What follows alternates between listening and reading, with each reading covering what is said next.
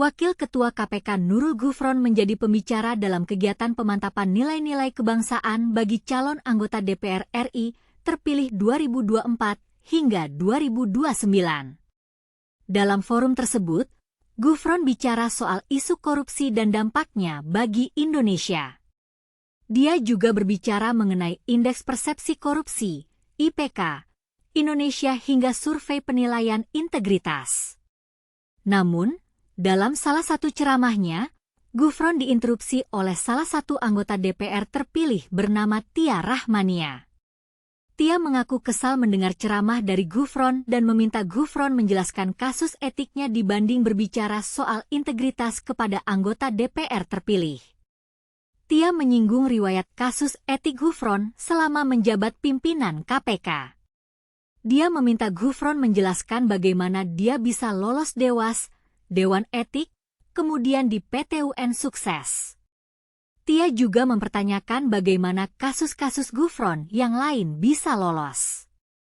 Namun, Gufron tetap melanjutkan materinya soal korupsi dan integritas.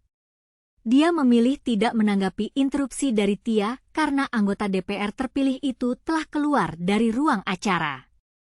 Pertanyaan yang muncul adalah, apakah Gufron benar-benar tidak boleh menerima hadiah dari masyarakat? Bagaimana dengan budaya timur yang dianggap sebagai kebiasaan buruk? Apakah Gufron akan menjelaskan kasus etiknya di kemudian hari? Dalam forum tersebut, Gufron juga bicara soal tabiat menerima hadiah yang masih ada di kalangan penyelenggara negara. Dia menyebut kebiasaan buruk itu kadang dianggap sebagai budaya timur. Budaya timur berterima kasih itu kalau antar tetangga, tapi kalau antar rakyat dengan pemerintah yang melayani kemudian pemerintahnya baik dan kemudian diberi hadiah, itu tetap tidak boleh.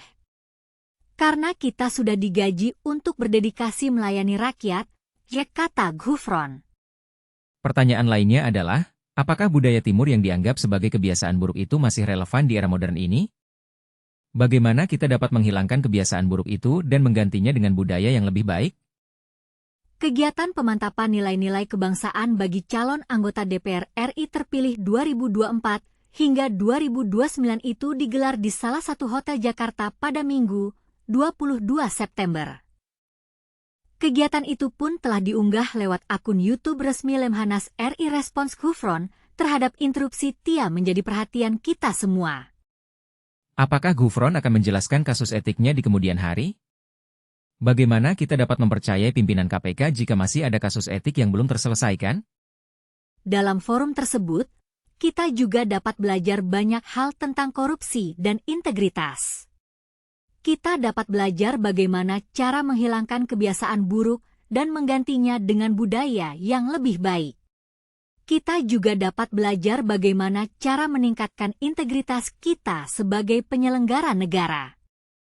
Namun, pertanyaan yang masih belum terjawab adalah, apakah Gufron akan menjelaskan kasus etiknya di kemudian hari? Bagaimana kita dapat mempercayai pimpinan KPK jika masih ada kasus etik yang belum terselesaikan?